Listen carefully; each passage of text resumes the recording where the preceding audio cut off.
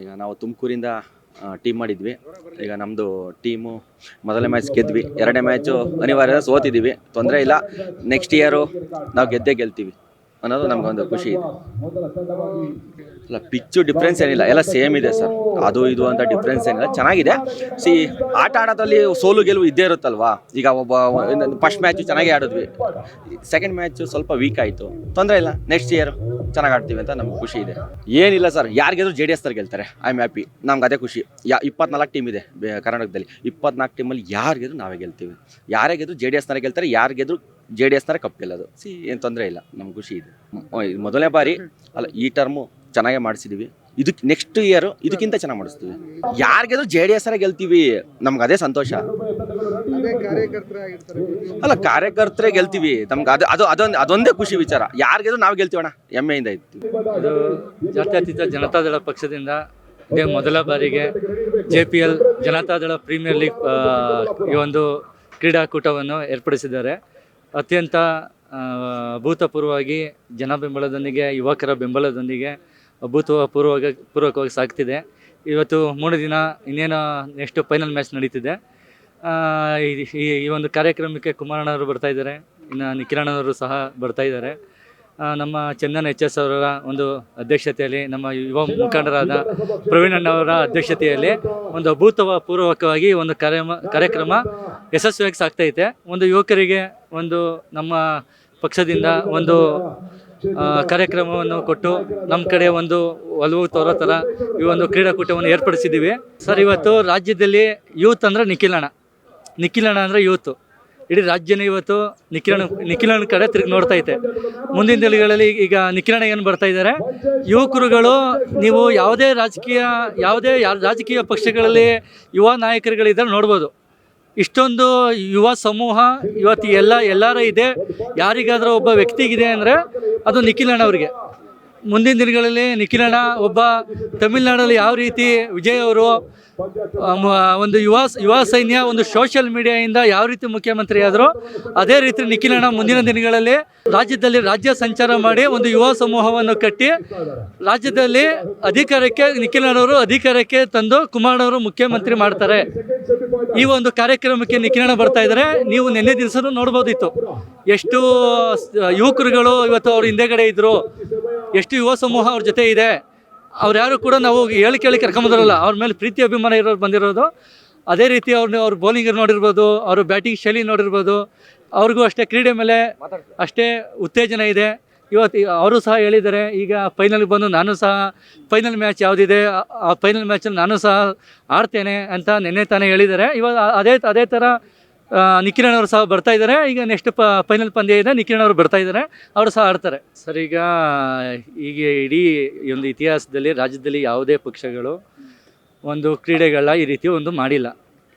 ನಾವು JDS ಪಕ್ಷದವರು ನಾವೇನು ಕ್ರೀಡೆಗಳು ಮಾಡ್ತೀವಿ ಅದನ್ನು ಬೇರೆ ಪಕ್ಷದವ್ರು ಕಾಪಿ ಮಾಡ್ತಾ ಇದ್ದಾರೆ. ಇವತ್ತು ನಾವು ಸೆಳಿಬೇಕು ಇದು ಅಂತಲ್ಲ, ಯುವಕರುಗಳು ನಮ್ಮ ಒಂದು ಪಕ್ಷದಿಂದ ಏನಾರ ನಾವು ಹೊಸತನ ಯಾವುದೇ ಒಂದಾಗಲಿ ನಮ್ಮ ಪಕ್ಷದಿಂದ ಒಂದು ಹೊಸತನ ಮಾಡ್ತೀವಿ, ಅದನ್ನು ಬೇರೆಯವರು ಕಾಪಿ ಮಾಡ್ತಾ ಇದ್ದಾರೆ. ಅದೇ ರೀತಿ ಇವತ್ತು ಒಂದು ರಾಜ್ಯಾದ್ಯಂತ ಒಂದು ಕ್ರೀಡಾಕೂಟವನ್ನು JPL ಅಂತ ಕ್ರೀಡಾಕೂಟ ಆಯೋಜಿಸಿದ್ದು. ಇವತ್ತು ಟೋಟಲ್ 24 ತಂಡ ಬಂದಿದೆ, ಎಲ್ಲ ಯುವ ಸಮೂಹನೇ ಬಂದಿದೆ. ಬೆಂಗಳೂರಿನ 4 ಟೀಮು, ಗ್ರಾಮೀಣ ವಿಭಾಗದಿಂದ 20 ಟೀಮ್ ಬಂದಿದೆ.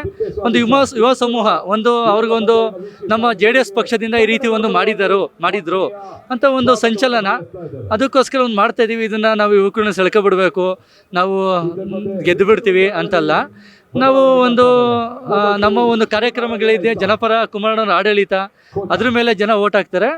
ಜನಗಳು ನೋಡ್ತಾ ಇದ್ದಾರೆ, ನಿಖಿಲಣ್ಣವರು ಒಂದು ಸಂಚಾರ ಮಾಡ್ತಾ ಇದ್ದಾರೆ. ಕುಮಾರಣ್ಣವ್ರ ಆಡಳಿತ, ದೇವೇಗೌಡ ಅಪ್ಪಾಜಿಯವರ ಅವರ ಚಿಂತನೆಗಳು, ಅವರ ಆಲೋಚನೆಗಳು, ರಾಜ್ಯಕ್ಕೆ ಕೊಟ್ಟಿರೋ ಕೊಡುಗೆಗಳು, ದೇಶಕ್ಕೆ ಕೊಟ್ಟಿರೋ ಕೊಡುಗೆಗಳು ಜನಗಳು ನೋಡ್ತಾ ಇದ್ದಾರೆ. ಮುಂದಿನ ದಿನಗಳಲ್ಲಿ ರಾಜ್ಯಕ್ಕೆ ನಮ್ಮ ರಾಜ್ಯಕ್ಕೆ ಕುಮಾರಣ್ಣವರ ಜನಗಳು ಕೊಡ್ತಾರೆ ಅಂತ ನಿರೀಕ್ಷೆಲಿದ್ದೀವಿ. ಮುಂದಿನ CM ಕುಮಾರಣ್ಣನೇ ಸರ್. ಯಾಕೆಂದರೆ ನಮ್ಮ ಪಕ್ಷದಿಂದ ನಾವು ಪ್ರಶ್ನಾತೀತವಾಗಿ ನಾವೇನು ಹೇಳ್ತಾ ಇದ್ದೀವಿ, ಕುಮಾರಣ್ಣವರ CM.